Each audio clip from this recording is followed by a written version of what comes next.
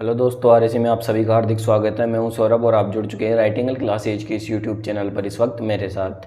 गत परीक्षाओं में जो भी प्रश्न पूछे गए हैं उनके आज हमारी 21वें नंबर की क्लास है। पहले 20 क्लासें अगर आपने नहीं देखी हो तो अभी जाइए और पहले उन क्लासों को देख लीजिए ताकि आपको और अच्छे से समझ में आए।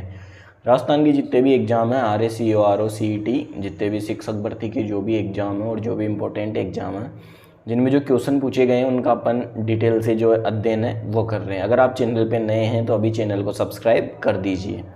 तो आज की क्लास को अब अपन शुरू करते हैं। आज का हमारा पहला क्वेश्चन है, Rajasthan role in the struggle of 1857, मतलब 1857 के अंदर राजस्थान का क्या रोल था। जो ये पुस्तक है 1857 में राजस्थान का जो रोल था, ये जो पुस्तक है ये किसने लिखी थी। ठीक है, तो ये जो पुस्तक है वो लिखी थी नाथूराम खड़गावत ने। Rajasthan role in the struggle of 1857 Nathuram Khadgawat द्वारा लिखी गई थी। ठीक है, इसके अलावा जो विष्णु भट्ट गोडसे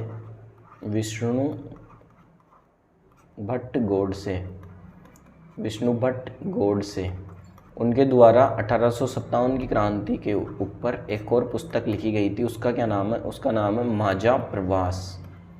माझा प्रवास। जो विष्णु भट्ट गोडसे थे इनका संबंध साउथ साइड से है। राजस्थान में जो दक्षिण भारत है वहाँ से संबंध रखते थे विष्णु भट्ट गोडसे। 1857 की क्रांति का इन्होंने माझा प्रवास नामक पुस्तक के अंदर उल्लेख किया है।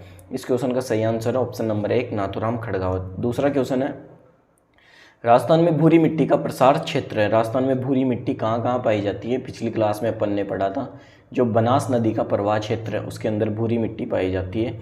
जो राजसमंद, बिलवाड़ा, टोंक स्वाई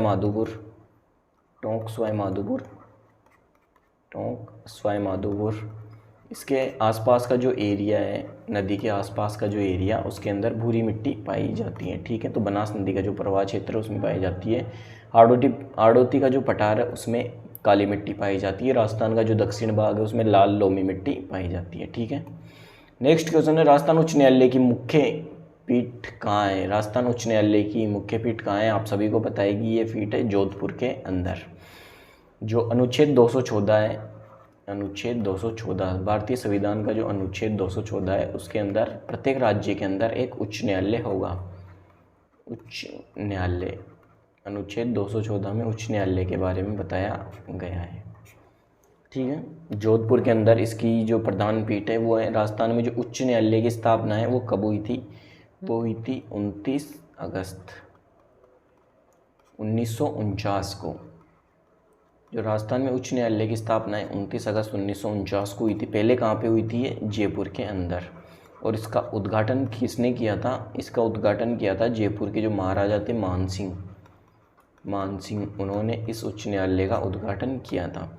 जिसके बाद 1856 के अंदर जो राज्य पुनर्गठन आयोग आया था उसके बाद जो सत्यनारायण राव समिति थी, सत्यनारायण राव समिति, इसकी सिफारिश पर जो ये उच्च न्यायालय है ये जयपुर से कहाँ पे स्थापित किया गया? जयपुर से इसकी स्थापना फिर की गई जोधपुर के अंदर। ठीक है, जोधपुर के अंदर, जयपुर से इसको शिफ्ट किया गया जोधपुर में 1958 के अंदर, 1958 में। ठीक है, ये जोधपुर शिफ्ट हो गया। 29 अगस्त 1949 को इसकी स्थापना हुई थी जयपुर में। जो राजा मान सिंह थे उन्होंने इसका उद्घाटन किया था। अनुच्छेद 214 के तहत उच्च न्यायालय की स्थापना प्रत्येक राज्य के अंदर की जानी है।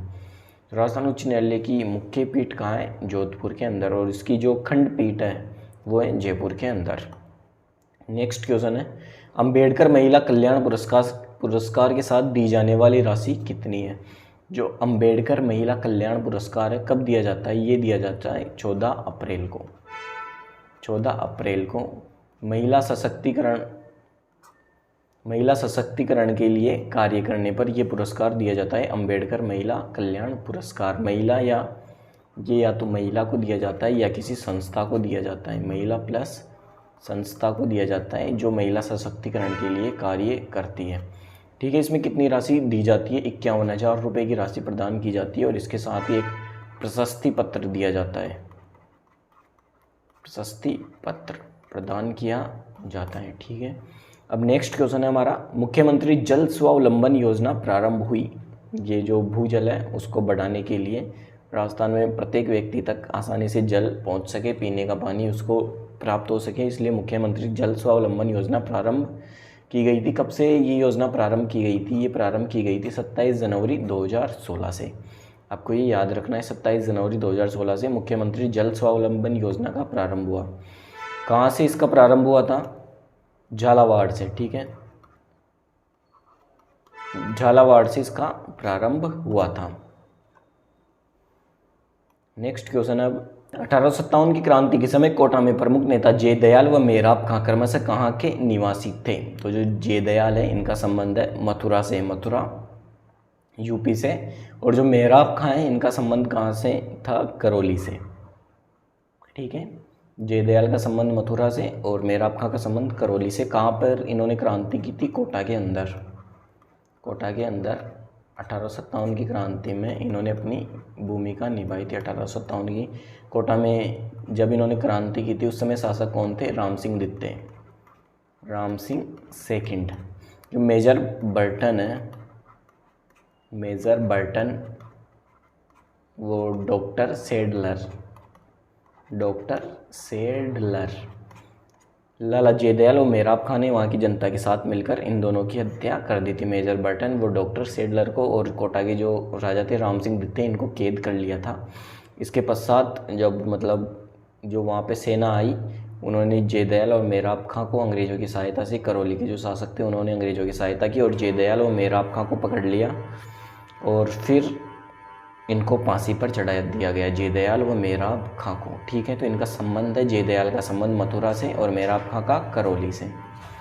अब नेक्स्ट क्वेश्चन है, राजस्थान उच्च न्यायालय की खंडपीठ की स्थापना कब की गई? उच्च न्यायालय की खंडपीठ कहाँ पर है? जयपुर के अंदर, जयपुर में। इसकी स्थापना कब की गई थी? तो 31 जनवरी 1977 को इस खंडपीठ की स्थापना जयपुर के अंदर की गई।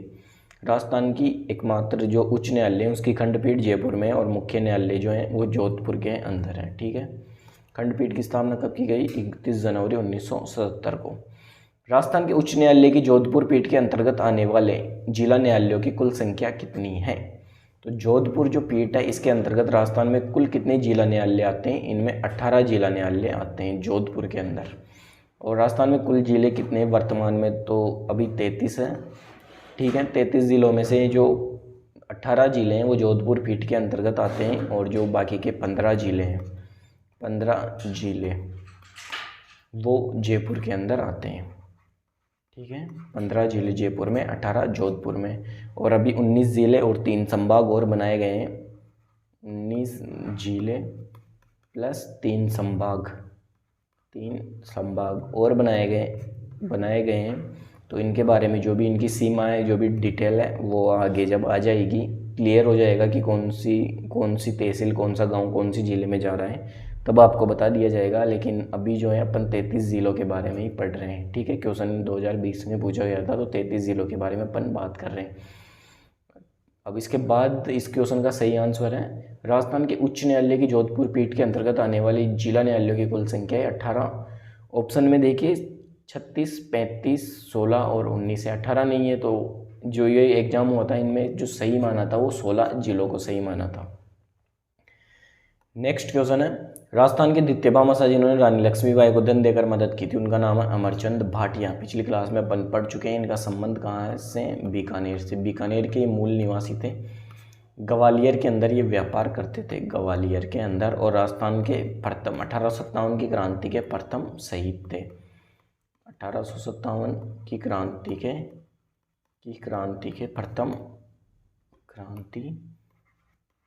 प्रथम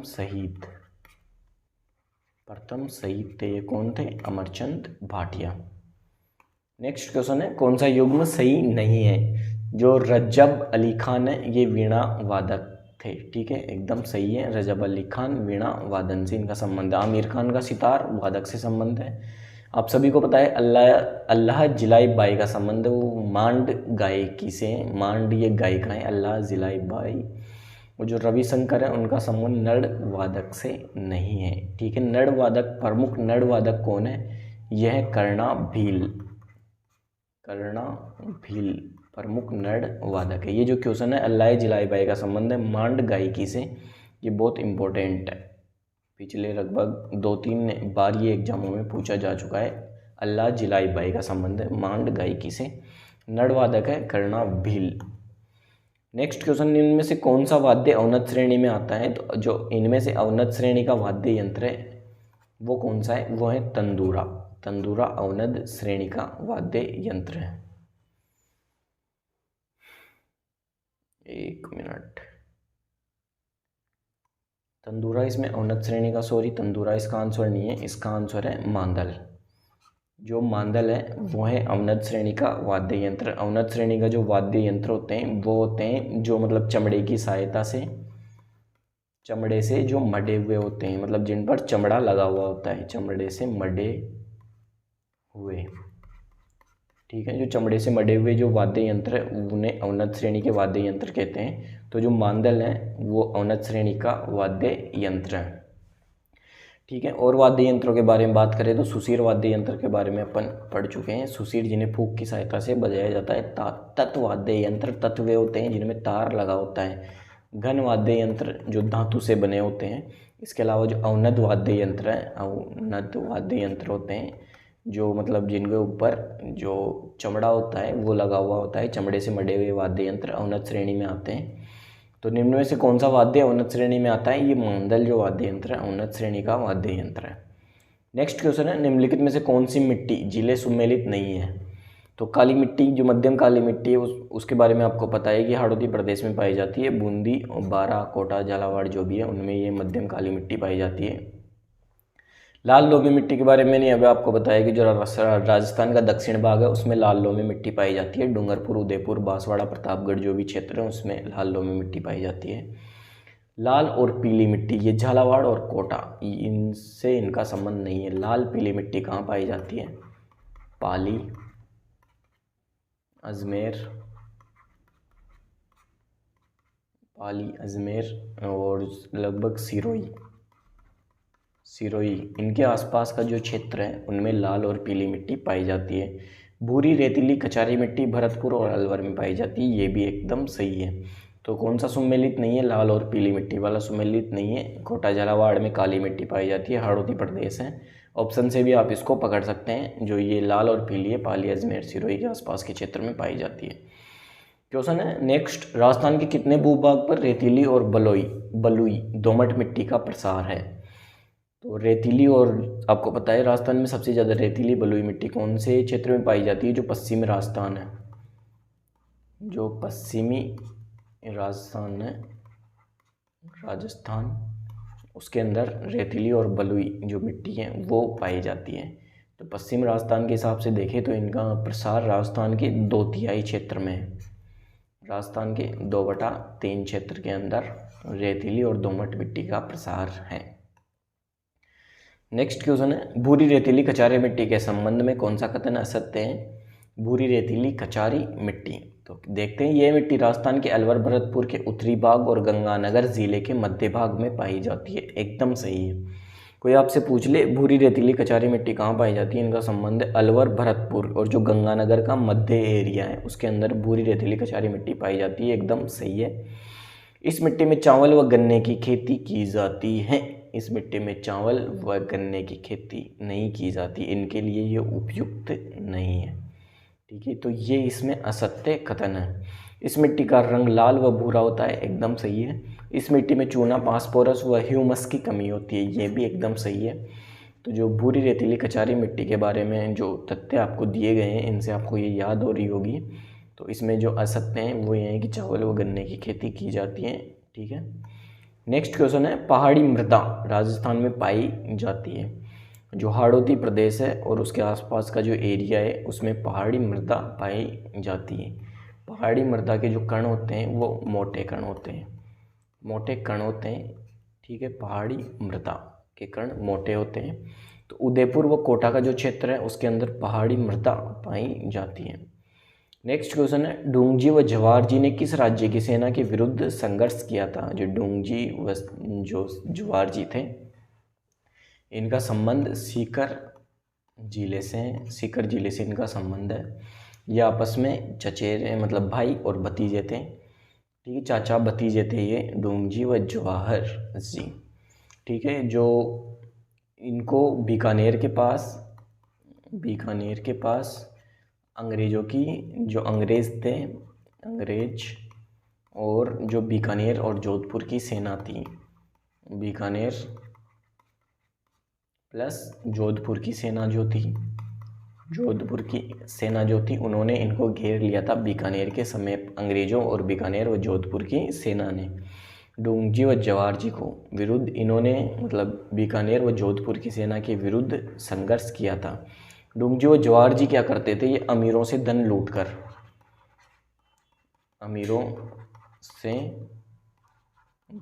लूटकर उसका क्या करते थे? उसको गरीबों में बांट देते थे। गरीबों में बांट देते थे। डोंगजी व जवाहर जी अमीरों से धन लूटकर गरीबों में उसको बांट देते थे। तो ठीक है, इनका संबंध जो है वो सीकर से है। बीकानेर व जोधपुर के जो राजा थे, जो सेना थी, उनके विरुद्ध इन्होंने संघर्ष किया था। नेक्स्ट क्वेश्चन है, संबल ग्राम विकास योजना के अनुसार संबल ग्राम एक गांव है जिसमें जो संबल ग्राम है उसके विकास के लिए सरकार ने योजना चलाई हुई है। तो ये कौन सा गांव है? कौन से गांव को संबल ग्राम कहा जाता है? पीआरओ एग्जाम 2019 में ये पूछा गया है। तो इसका जो सीधा सा आंसर है वो ये है कि जिस गांव की कुल जनसंख्या के अनुपात में अनुसूचित जनजाति की संख्या 40% या उससे अधिक हो। जो गांव है उसकी जो कुल जनसंख्या है उसके अंदर 40% से अधिक जनसंख्या किसकी होनी चाहिए? एसटी कैटेगरी की, अनुसूचित जनजाति की जनसंख्या 40% या इससे अधिक होनी चाहिए। तो वो कौन सा गांव हो जाएगा? संबल ग्राम। ठीक है, इसके बाद नेक्स्ट अपन पढ़ते हैं मोरचंग ज्यूप होर्प है।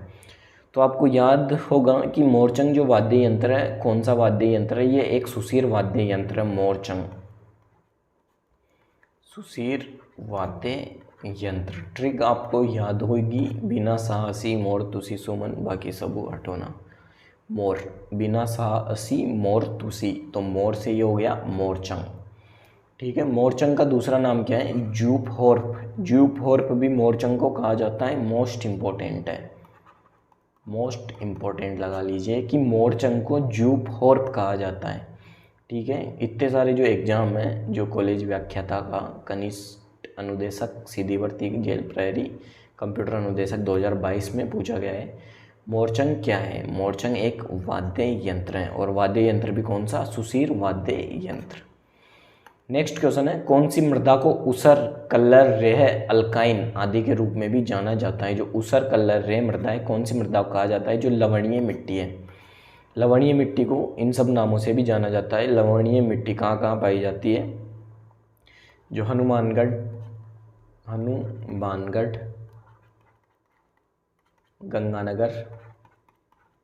गंगानगर, बाड़मेर, इनके आसपास के जो कुछ क्षेत्र हैं उनके अंदर ये लवणीय मिट्टी है, ये पाई जाती है। कोटा के अंदर भी कुछ स्थानों पर लवणीय मिट्टी पाई जाती है। तो लवणीय मिट्टी कौन सा मृदा का ऊसर, कल्लर, रे, अल्काइन आदि के रूप में जाना जाता है? लवणीय मिट्टी को इसके रूप में जाना जाता है। लवणीय मिट्टी या जो सारी मिट्टी होती है उनके उपचार के लिए किसका उपयोग किया जाता है? जिप्सम का। जिप्सम जो खनिज है उनका उपयोग किया जाता है इनको मिट्टी को जो उपजाऊ है वो बनाने में, लवणीय मिट्टी को उपजाऊ बनाने में। सबसे ज़्यादा जो लवणीय मिट्टी है या जो सेम की समस्या है वो कहाँ है? सेम की समस्या जो है वो बडोपल, हनुमानगढ़ के अंदर है। राजस्थान में सबसे ज़्यादा सेम की समस्या बडोपल, हनुमानगढ़ के अंदर है। ये लवणीय मिट्टी है, उसी की समस्या है सेम की समस्या। नेक्स्ट क्वेश्चन है, 1857 के विद्रोह के समय गवर्नर जनरल कौन थे? जब 1857 का जो स्वतंत्रता संग्राम हुआ उस समय भारत के गवर्नर जनरल कौन थे? क्योंकि गवर्नर जनरल का जो पद था वो पूरे भारत के अंदर था। राजस्थान में था agent to governor general, Rajasthan में AG जी का पद होता था और इंडिया के अंदर गवर्नर जनरल का पद था। तो 1857 में कौन थे? ये थे लॉर्ड कैनिंग। और राजस्थान में एजीजी कौन थे? Patrick Lawrence. Patrick Lawrence.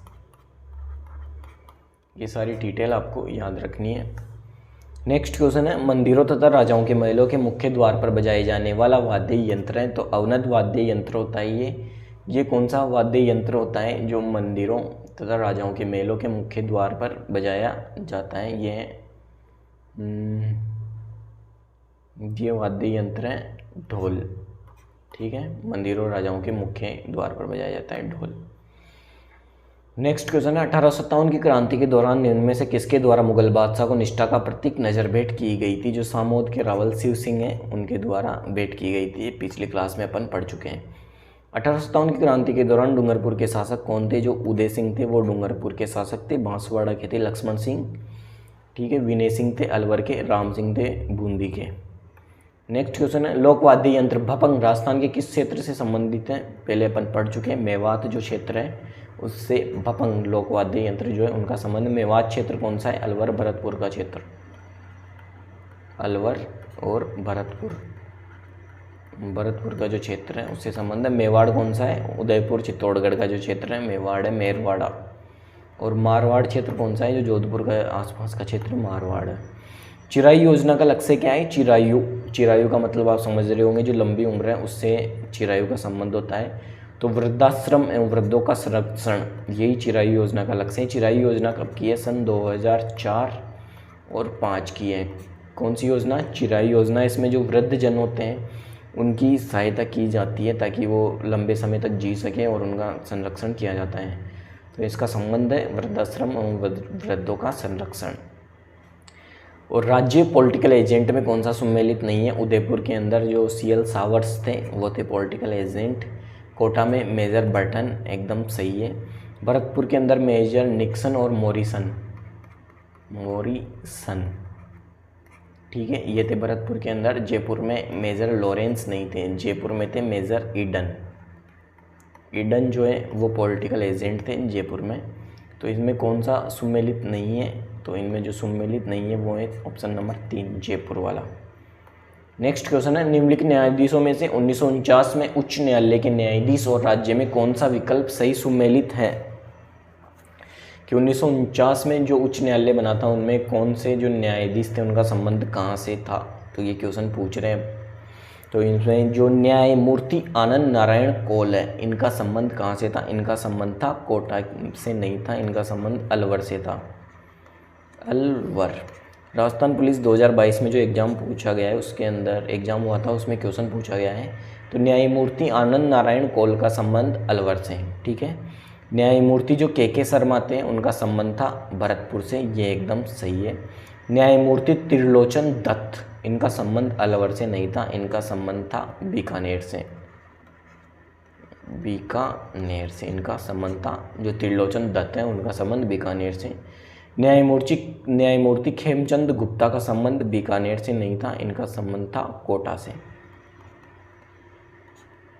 तो इनमें अपन को सही विकल्प को चुनना है। तो सही विकल्प है न्यायमूर्ति के शर्मा, भरतपुर से संबंधित थे। कमलकांत वर्मा राजस्थान के पहले क्या थे? ये पहले न्यायाधीश थे।